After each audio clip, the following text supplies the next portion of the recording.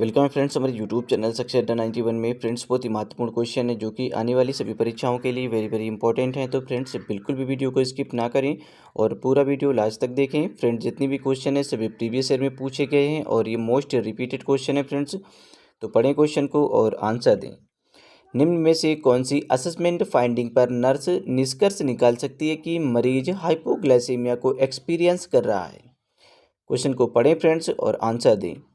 Based on which of the following assessment finding the nurse can conclude that the patient is experiencing hypoglycemia?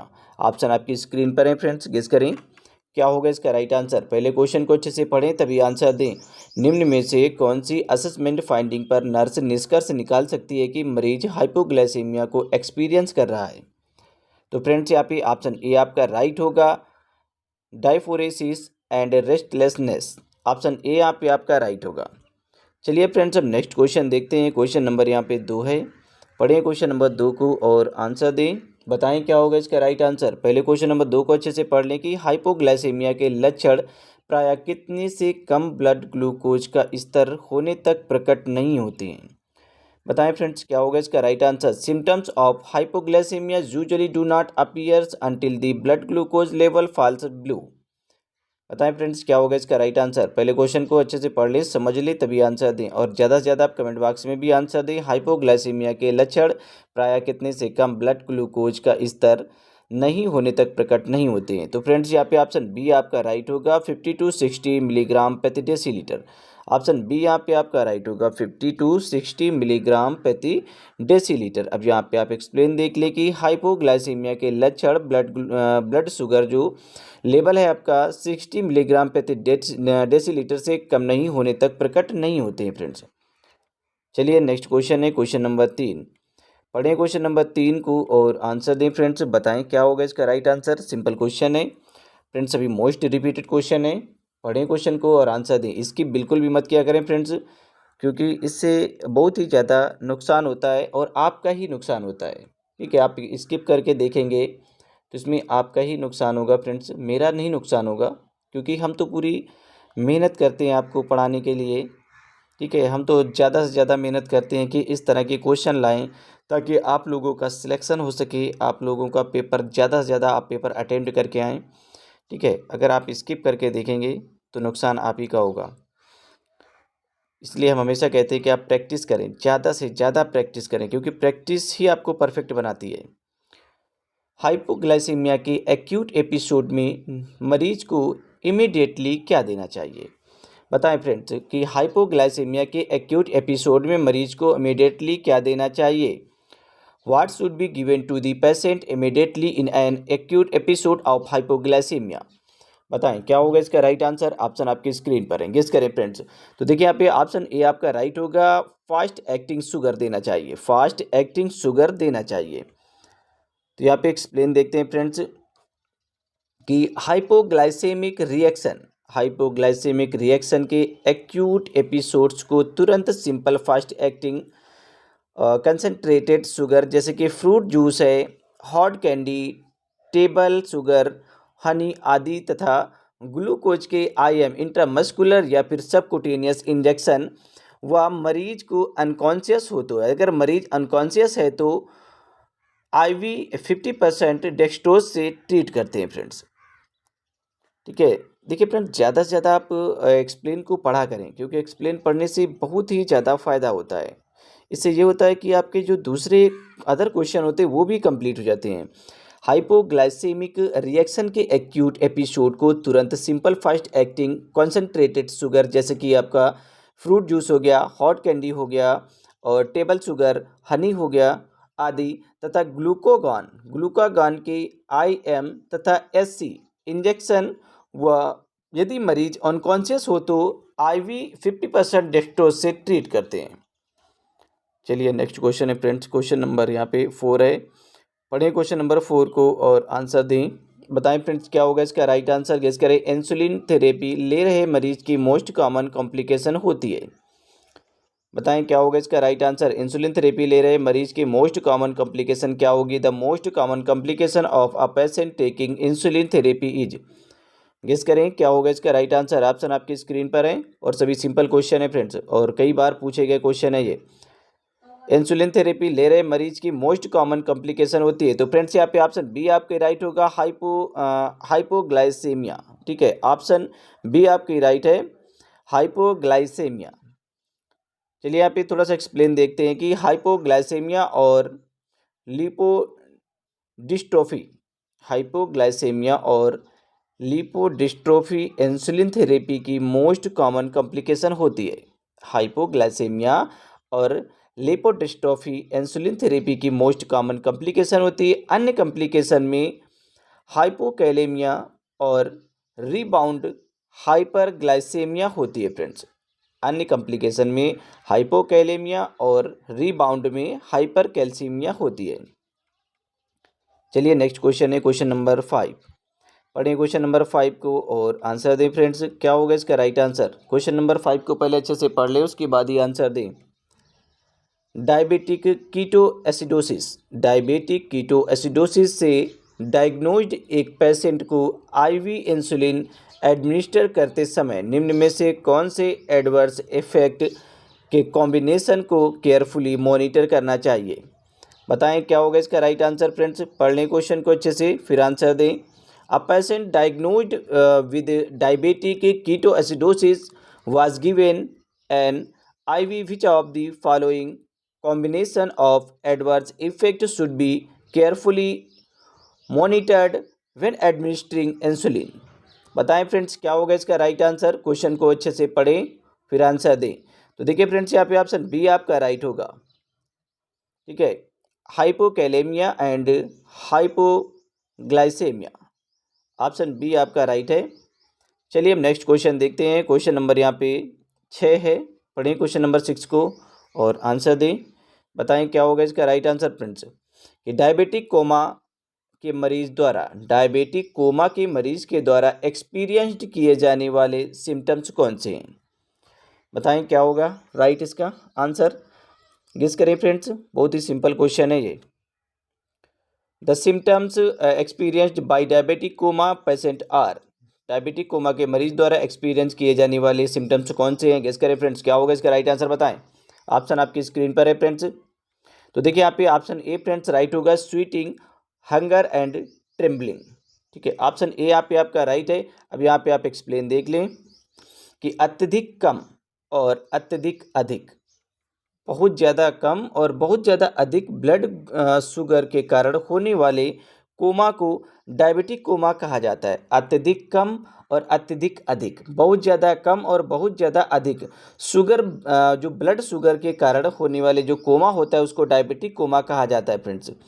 ठीक है, diabetic coma 3 प्रकार के होते हैं। Hypoglycaemic coma, ठीक है, मोर कॉमन जिसे कहा जाता है, हाइपरग्लाइसेमिया कोमा और हाइपर हाइप्रोस्मोलर नॉन कीटोमिक कोमा होता है, केटोटिक कोमा।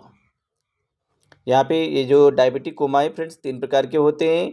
हाइपोग्लाइसेमिक कोमा हो गया जिसे मोर कॉमन फ्रेंड्स अधिक कॉमन होता है। ठीक है, और यहाँ पे हाइपरग्लाइसेमिया कोमा और यहाँ पे hyperosmolar non ketotic coma होता है। ऑप्शन ए में हाइपोग्लाइसेमिया के फीचर्स हैं। ऑप्शन ए में हाइपोग्लाइसेमिया के फीचर्स हैं। डायबिटिक कोमा का एक कॉमन कारण है जो कि डीसी डेवलप होने से पहले पेशेंट के द्वारा अनुभव किया जाता है। चलिए फ्रेंड्स नेक्स्ट क्वेश्चन है क्वेश्चन नंबर 7। पढ़िए क्वेश्चन नंबर 7 को और आंसर दें फ्रेंड्स, क्या होगा इसका राइट आंसर। बताएं, क्वेश्चन को पहले पढ़ लें उसके बाद आंसर दें। Glycosuria occurs when the venous blood glucose exceed, glycosuria तब होता है जब सिरा परक रक्त ग्लूकोज इससे अधिक हो जाता है। बताएं फ्रेंड्स किससे अधिक हो जाता है। Glycosuria occurs when the venous blood glucose exceed, तो यहाँ पे फ्रेंड्स ऑप्शन डी आपका राइट होगा, 170 to 180 मिलीग्राम प्रति डेसीलीटर। ठीक है, 170 to 180 मिलीग्राम प्रति डेसीलीटर से जब अधिक हो जाता है।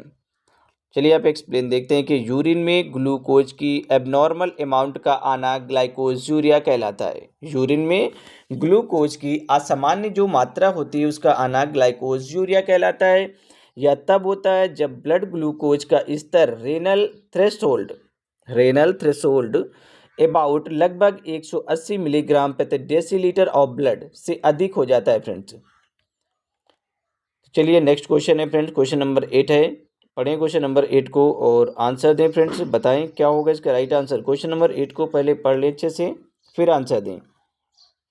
आपको रेगुलर इंसुलिन और एनपीएच इंसुलिन के मिक्सचर को तैयार करने का आदेश दिया जाता है। आपको रेगुलर इंसुलिन और एनपीएच इंसुलिन के मिक्सचर को तैयार करने का आदेश दिया जाता है। वायल में आवश्यक हवा की मात्रा को इंजेक्ट करने के बाद आप सिरिंज में इंसुलिन को विड्रॉ करना शुरू करते हैं। इसके लिए सिद्धांत क्या होगा, बताएं फ्रेंड्स क्या होगा इसका right answer. You are order to prepare a mixture of regular insulin and NPH insulin. After injecting the required amount of air into the vial, you begin to withdraw insulin into the syringe. The principle for this will be. तो बताएं friends, यहाँ पे option आपकी screen पर है, guess करें क्या होगा इसका राइट आंसर। बताएं, पहले क्वेश्चन को अच्छे से पढ़ें, समझ लें, फिर आंसर दें। क्या होगा इसका राइट आंसर, बताएं फ्रेंड्स। तो देखिए यहाँ पे ऑप्शन ए फ्रेंड्स राइट होगा, regular insulin is filled first. ठीक है, ऑप्शन ए आपका राइट होगा, regular insulin is filled first. Option A यहाँ पे आपका राइट है। अब यहाँ पे आप एक्सप्लेन के द्वारा भी समझ लें थोड़ा सा कि रेगुलर इंसुलिन को किसी भी प्रकार के अन्य इंसुलिन में मिक्स किया जा सकता है। रेगुलर इंसुलिन को किसी भी प्रकार के अन्य इंसुलिन होते हैं उनमें मिक्स किया जा सकता है। ठीक है, मिलाया जा सकता है। अतः जब भी रेगुलर इंसुलिन को अन्य इंसुलिन से मिक्स करना हो तो सर्वप्रथम रेगुलर इंसुलिन को वायल से सिरिंज में भरना चाहिए। क्या करना चाहिए, वायल से सिरिंज में भरना चाहिए। ऐसा करने से रेगुलर इंसुलिन की वायल को अन्य प्रकार के इंसुलिन से कंटामिनेटेड होने से बचाया जा सकता है। चलिए नेक्स्ट क्वेश्चन है, क्वेश्चन नंबर यहाँ पे 9 है। पढ़ें क्वेश्चन नंबर 9 को और आंसर दें फ्रेंड्स, गेस करें क्या होगा इसका राइट आंसर। पहले क्वेश्चन को पढ़ लें। Which type of insulin can never be mixed with another. तो किस प्रकार के इंसुलिन को दूसरे के साथ कभी नहीं मिलाया जा सकता है फ्रेंड्स। बताएं क्या होगा इसका राइट आंसर, गेस करें। Which type of insulin can never be mixed with another, किस प्रकार के इंसुलिन को दूसरे के साथ कभी नहीं मिलाया जा सकता है। तो देखिए यहाँ पे ऑप्शन आपकी स्क्रीन पर है, गेस करें फ्रेंड्स। ज़्यादा से ज़्यादा आप कमेंट बॉक्स में आंसर दिया करें फ्रेंड्स, क्योंकि आप लोग आंसर नहीं देते हैं। ठीक है, आप लोग केवल रिवाइज तो करते हैं बट आंसर नहीं देते हैं। तो हम हमेशा यही कहते हैं कि फ्रेंड्स आप लिख कर किसी चीज़ को याद करते हैं तो लंबे समय तक याद रहती है। तो देखिए यहाँ पे ऑप्शन ए आपका राइट होगा, लॉन्ग एक्टिंग। ठीक है, ऑप्शन ए आपका राइट है कि इस पर क्वेश्चन कह रहा है कि किस प्रकार के इंसुलिन को दूसरे के साथ मिक्स नहीं किया जा सकता है या मिलाया नहीं जा सकता है, तो लॉन्ग एक्टिंग को नहीं मिलाया सकता है। ठीक है, चलिए फ्रेंड्स नेक्स्ट क्वेश्चन है, क्वेश्चन नंबर यहाँ पे 10 है। पढ़ें क्वेश्चन नंबर 10 को और आंसर दें। Insulin is stored at, insulin को संग्रहित किया जाता है कितने डिग्री पर इंसुलिन को, या कितने डिग्री फ़ारेनहाइट पर इंसुलिन को स्टोर किया जा सकता है। बताएं फ्रेंड्स क्या होगा इसका राइट आंसर। इंसुलिन को स्टोर करने के लिए कितना टेम्परेचर जरूरी है। तो देखिए फ्रेंड्स 36 से 86 फ़ारेनहाइट। ठीक है, 36 डिग्री से 86 डिग्री फ़ारेनहाइट टेम्परेचर जरूरी है इंसुलिन को स्टोर करने के लिए। तो यहाँ पे फ्रेंड्स ऑप्शन सी आपका राइट होगा। चलिए यहाँ पे एक्सप्लेन देख लेते हैं कि इंसुलिन को एक मंथ तक इंसुलिन को एक मंथ तक जो रूम टेम्परेचर है वो 15 से 25 डिग्री सेल्सियस अथवा 59 से 77 डिग्री फ़ारेनहाइट पर रखा जा सकता है। अगर इंसुलिन को एक मंथ तक स्टोर करके रखना है तो रूम का टेम्परेचर है वो 15 डिग्री से 25 डिग्री सेल्सियस, अगर फ़ारेनहाइट की बात करें तो 59 से 77 डिग्री फ़ारेनहाइट तक रखा जा सकता है फ्रेंड्स। ठीक है, इतना टेम्परेचर होना चाहिए अगर एक मंथ तक आप इंसुलिन को स्टोर करके रखते हैं। यदि एक मंथ से अधिक समय तक स्टोर करने की नीड हो, तो आवश्यकता हो या ज़रूरत हो, तो वायल को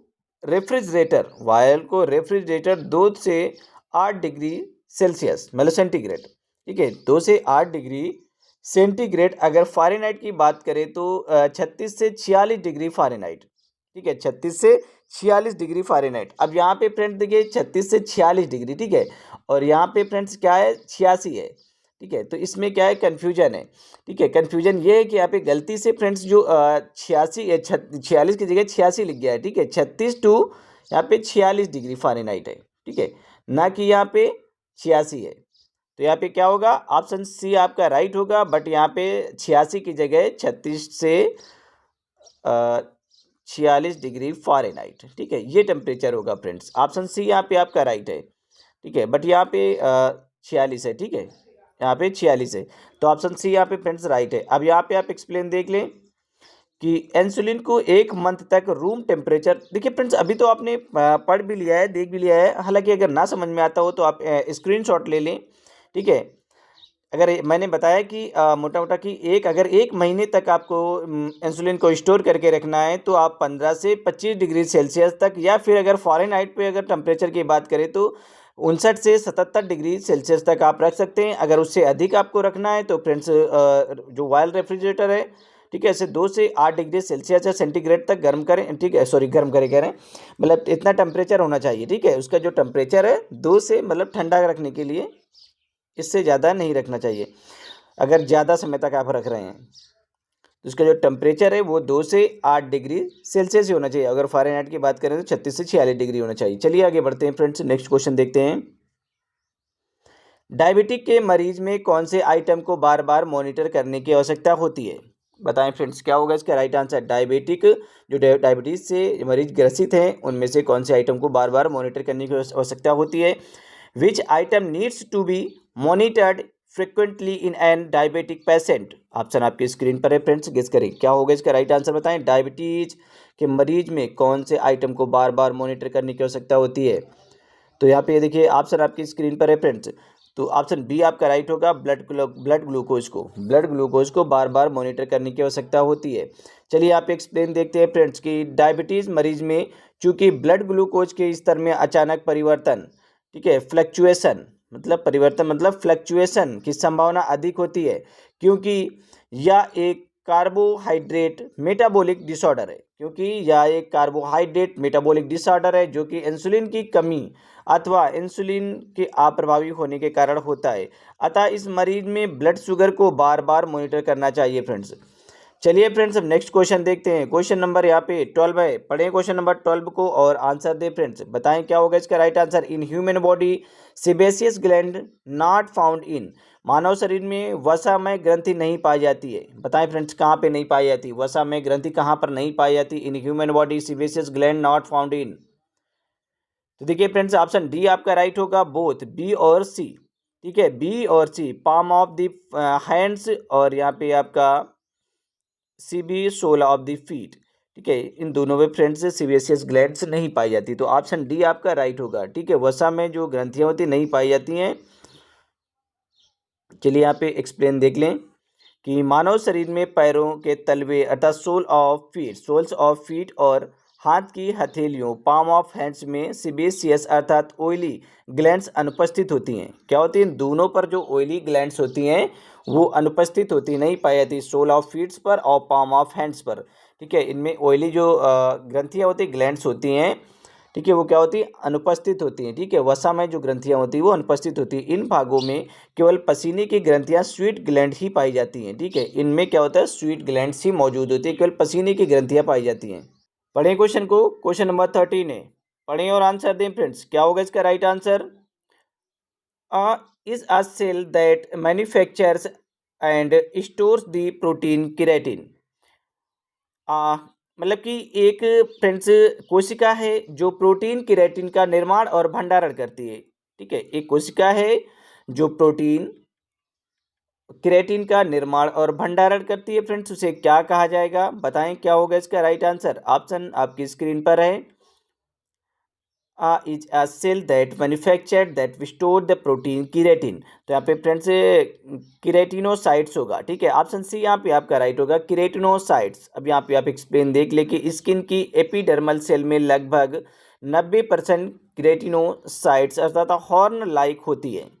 स्किन की एपिडर्मल सेल्स में लगभग 90% तक केराटिनोसाइट्स होती हैं, जो 5 लेयर में अरेंज होती हैं, जो 5 लेयर्स में अरेंज होती हैं तथा केराटिन प्रोटीन बनाती है। जो केराटिन है ये प्रोटीन बनाती है। चलिए फ्रेंड नेक्स्ट क्वेश्चन है, क्वेश्चन नंबर यहाँ पे 14 है। पढ़ें क्वेश्चन नंबर 14 को और आंसर दें फ्रेंड्स। क्या होगा इसका राइट आंसर? क्वेश्चन नंबर 14 को पढ़ें। Alpha keratin is a protein present in. Alpha keratin एक प्रोटीन है जिसमें मौजूद होता है। बताएं फ्रेंड्स इसमें क्या मौजूद होता है? Alpha keratin is a protein present in. Alpha keratin एक प्रोटीन है जिसमें मौजूद है। बताएं फ्रेंड्स क्या मौजूद है? किस में मौजूद होता है अल्फा केराटिन प्रोटीन? ये फ्रेंड्स स्किन। ठीक है, ऑप्शन डी यहाँ पे आपका राइट होगा। अल्फा केराटिन एक प्रोटीन है जो मौजूद होती है फ्रेंड्स, ये स्किन में मौजूद होती है। चलिए यहाँ पे एक्सप्लेन देख लेते हैं कि अल्फा केराटिन एक कठोर प्रोटीन पॉलीमरेज का परिवार है। अल्फा केराटिन एक कठोर प्रोटीन पॉलीमरेज का एक परिवार है जो केवल स्किन की एपिथेलियल सेल्स, हेयर और नेल में इन्हें स्ट्रक्चरल स्ट्रेंथ देने व वाटर लॉस को रोकने के लिए पाया जाता है फ्रेंड्स। चलिए हम नेक्स्ट क्वेश्चन, सॉरी यहाँ पे फ्रेंड्स 14 क्वेश्चन ही थे। ठीक है, ये लास्ट क्वेश्चन था हमारा फ्रेंड्स। कोई भी क्वेश्चन ना समझ में आए तो फ्रेंड्स आप हमारे व्हाट्सएप ग्रुप पर हमसे संपर्क कर सकते हैं। हमारा व्हाट्सएप ग्रुप है 8009031680। फ्रेंड्स आप इस नंबर पर आप कोई भी क्वेरी है, कोई भी क्वेश्चन आप पूछ सकते हैं या फिर फ्रेंड्स कमेंट बॉक्स के माध्यम से भी पूछ सकते हैं। तो चलिए फ्रेंड्स मिलते हैं नेक्स्ट वीडियो में, तब तक के लिए बाय बाय, टेक केयर।